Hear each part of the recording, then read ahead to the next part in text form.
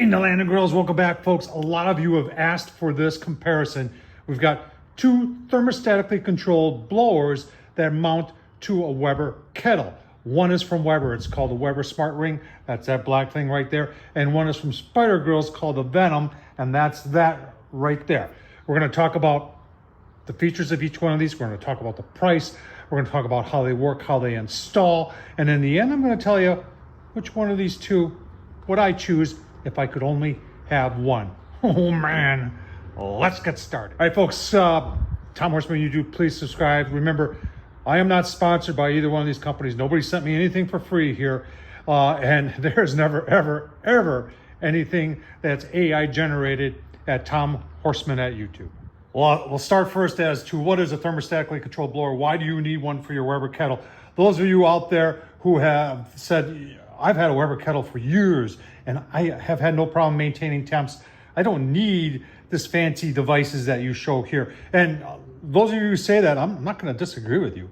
But thermostatically controlled blowers are a pretty popular product out there because it allows people to set a temp and then using a PID controller and a temperature control in there, control the airflow so you have better control over 225 or getting it hotter. And they usually include apps, and both these, whether it be the Weber or the Spider Grills, has an app that you can put on your phone so you can see how your temp and everything is doing. But the thought of a thermostatically controlled blower, that's not nothing new. In fact, you can go back to the 1950s. In fact, let's go and take a look at one of the very first thermostatically controlled blowers. Right, you're saying, come on, there were no thermostatically controlled blowers back in the 1950s. Down in the basement with some of the older grills, remember Tonka trucks?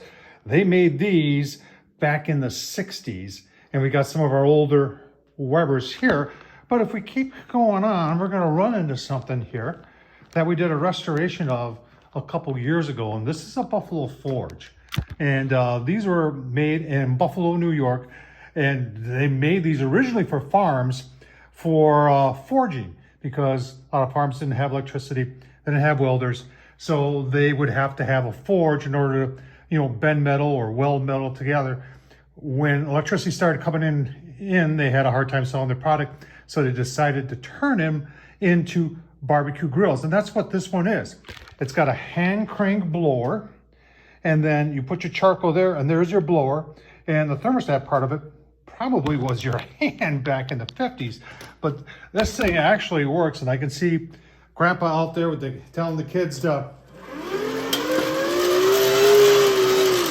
crank harder to get your grill going. So if you're saying thermostatically controlled blowers back in the 50s, yeah, there it is. Only at Tom Horsman at YouTube would you see something like this. All right, let's talk price first. From Weber.com, they are only selling this currently at Weber.com.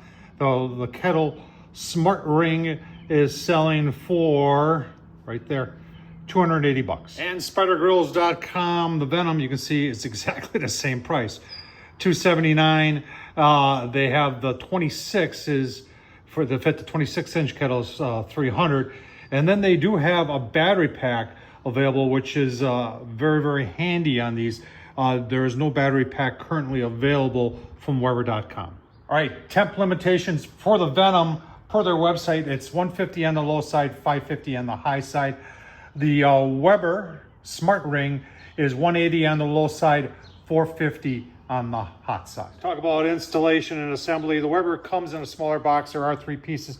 20 minutes to put it together. Now this is very much, you can take it off. They're calling it more of an accessory that you can take easily. I could transfer this within minutes between one 22-inch kettle and another one. Talking about the Venom, can that be taken off and put on another kettle? Yeah, it can be. And actually, I have done that before. However, the way it installs, it's not as easy to remove than the Weber Kettle Smart Ring is. So when it comes to, you know, can you swap them off, take them off? Yeah, the Weber's definitely going to win that one. People are going to ask, can you leave these on the grill and not use them? Open up the bottom vents, just use it like a normal grill? The answer to that for both these products is yes. Now the Weber Kettle Ring is 4 inches, and a lot of you right now are saying, well, hang on, that gives you 4 more inches of cooking space. I was hoping the same thing when I got this, but the answer to that question is no, it doesn't, because of the tube. And we're going to take a look at the air transfer tube that goes down into the kettle. It would block the your grate from sitting on the original grates for the kettle. So they have tabs built into this, so it actually does not give you any more height. And when it comes to high heat, and I'll leave the link down below to the video I did showing that, it doesn't heat up as nice because you're 4 more inches away from the charcoal, whereas you can use the regular grill grates using the Spider Grill's Venom, and it gets plenty hot. The nice thing about the ring is that it is set up right here to put a Weber rotisserie through it, and that's what these are right here for that. You can also use them to put your temp gauge in to take a temperature of your meat. So nicely done putting a probe port in. Obviously you're using an original Weber kettle when you're doing this with a Venom, so you put your own probe port in. And in this case, we're going to take a look. We're going to go right into the next part as to how these communicate the temperature back to the controller to tell the blower what to do. Folks, if you're wondering about the leg modification there, I guess where that came from. It came from Spider Grills. I really like that. And that folding shelf, that actually comes from the Sloan's here, folks, at their website. They sell that. It comes with their grill, their kettle grill, but they sell it separately. And Tom Horsman on YouTube has done videos showing how to install it to your Weber kettle. So on the Weber, the temp probe that tells the controller what the temp is inside there, so it knows whether to turn on the blower or slow it down or shut it off, is located right here. And per Weber, this communicates back to that and then tells you, when you're looking at the app or looking right here on the display, it tells you the average temperature throughout the grill. It doesn't tell you the exact temp right there. So you got to take their word for it that that thing is calculating for the temperature of the entire grill. Right on the Venom, it has this right here, which locks into the grill grates, and you can move that around based on where you put your meat. So, and it's not calculating anything. It's just telling you what the temperature is right at that spot, and then that goes down to there, turns the fan on and off, or slows it down, and goes back to the app to let you know what the temps are inside your grill. So when you get the Venom, you're actually getting rid of the ash pan and all that comes with your Weber, and that comes with it. And then that silver thing with that handle right there, that's how you can, if you're not using the Venom, you can control the airflow into the grill. On the Weber, this slider right here is what shuts off the air, puts the air on, and shuts off the air. Then you would just use your normal controls down here if you wanted to open up your bottom vent and not use the Weber Smart Ring. So how does the air get to the charcoal? On the Venom, it comes from below. And you can see when you install it, that's actually gasket material right there. And that seals the Venom up tight against the bottom of the kettle. The vents stay open and the air, and I'll leave some videos down below. A lot of people said, oh, there's a big fan in there and it gets ash all over the place. It's a relatively small fan, folks, trust me. And I've had their other grill, the Huntsman, which uses the Venom on it also, and I haven't had an issue with, it blowing ash, but it goes from below, which is, I like it because it's more effective. It's the best way of using it. Plus, there's no restrictions where you put the charcoal on the charcoal grate. Now let's talk about the Weber. All right, the Weber delivers it through this square tube, which is about 1 inch, and then it comes out this direction right here. Now, there are a lot of directions that tells you how to set it up, set the charcoal up. You got to have at least 4 to 5 inches space between the air tunnel and the charcoal. Failure to do so can cause damage to the kettle bowl.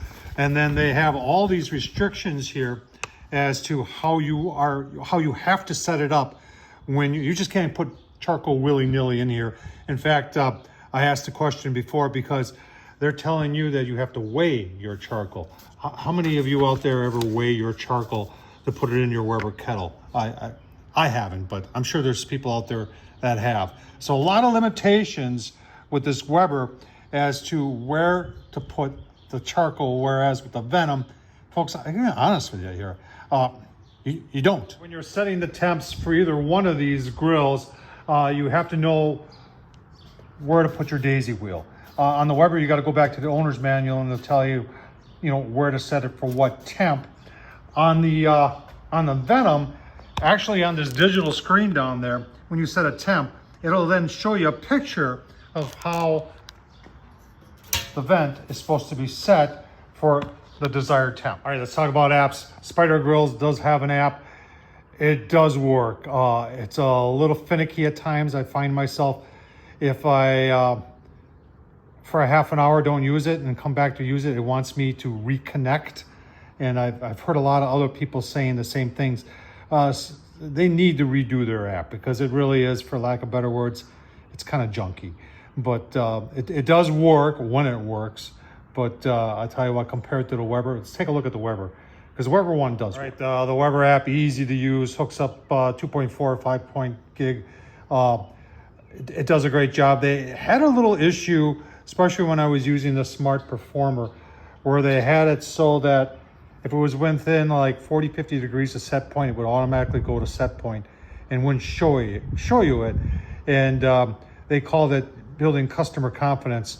I think enough of you, and maybe a little bit of me, complained about that, and they have changed that. So on the Weber Kettle Smart Ring, it doesn't do that. It shows you the actual temperature. Remember, that little probe there is supposedly showing you the average temperature throughout the grill. Talking about batteries, here's the battery for the Spider grills, and this is made just for the Spider, and actually attaches, it's magnetized on the bottom, so it actually sits right underneath here, and you just plug it in, and no cords when you're cooking. And I've gone easily 12 hours without having to recharge. So nicely done by the Spider Grills.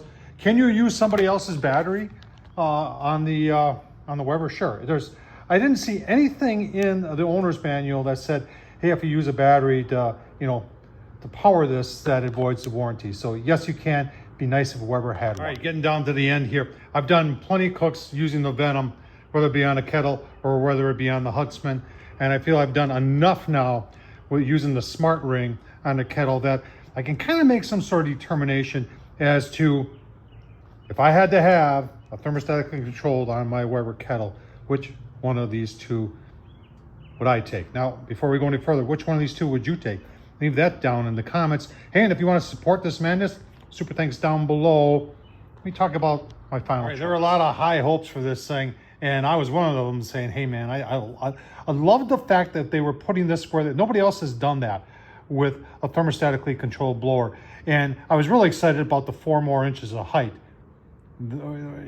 They took that away, but that doesn't mean, and that's why I'm doing this video, because I want to start doing some modifications, because I think there's possibilities here with this, and I think it just needs to be Tom Horsman modified in order to show you what this thing can really do.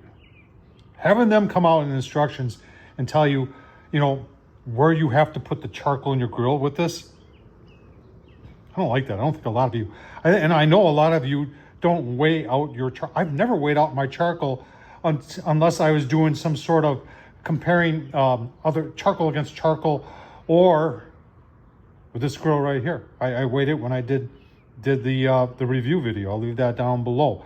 I think there's a lot of possibilities here, but when it comes down to if you need a thermostatically controlled blower, I think the Venom from the Spider Grills, remember, they make them not only for the 22, but for the 26, and it fits on their Huntsman. The digital control, the fact that they're not telling you where to put the charcoal. I like the fact that when you change the temperature on the screen there, it almost makes it dummy proof, telling you how to set the daisy wheel. With the Weber, if you got to change your temp, you got to find the owner's manual and say, no, how should I have the daisy wheel? I mean, come on, Weber. For 280 bucks, you could have made some sort of display here, that said quarter or half or 3/4 when you change temperatures. That would have been easy enough to do on that screen. Here's a thought for you, Weber. 280 bucks, that's pricey for both of them. This one can be removed and put on other kettles. I like that. Whereas this one can be removed. However, once it's on, it has a tendency to stay on that kettle. You can use both of them or choose just to use the vents. But when it comes down to it, folks, For my 280 bucks, get that out of the way, I go with Spider-Girl's Venom. Weber, I think we can make some improvements. Tom Horsman on YouTube's got some modifications coming up to show you how we can maybe make this thing work really, really well. What do you think? Which one of these would you choose? Tom Horsman on YouTube, thumbs up, leave a comment, and as always, I cannot say it enough. Thanks for watching.